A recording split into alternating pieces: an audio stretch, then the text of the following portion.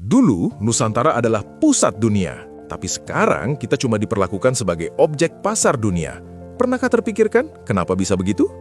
Berabad-abad lalu, orang dari mancanegara datang ke sini.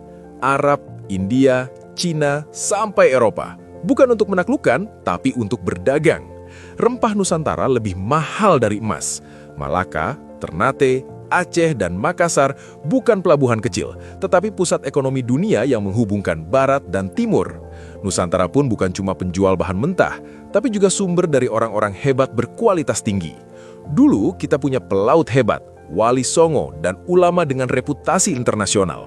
Saudagar yang pandai berdagang, serta diplomat yang cerdik dari berbagai kerajaan di Nusantara. Kita punya hukum dagang, jaringan internasional, dan pengaruh lintas benua. Masalah dimulai saat penjajah Eropa datang ke tanah Nusantara.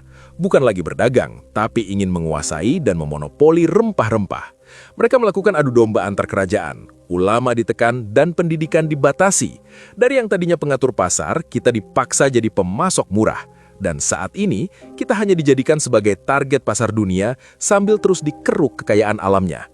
Perlu digarisbawahi, penjajahan tidak hanya merampas sumber daya alamnya saja, tapi juga mengubah cara berpikir. Kita diwarisi sistem ekonomi kapitalis, mental kuli, dan kebiasaan konsumtif.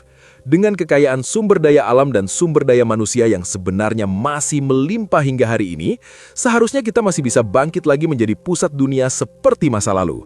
Tapi pertanyaannya adalah, saat ini kita sudah merdeka, tapi kenapa rasanya masih seperti dijajah?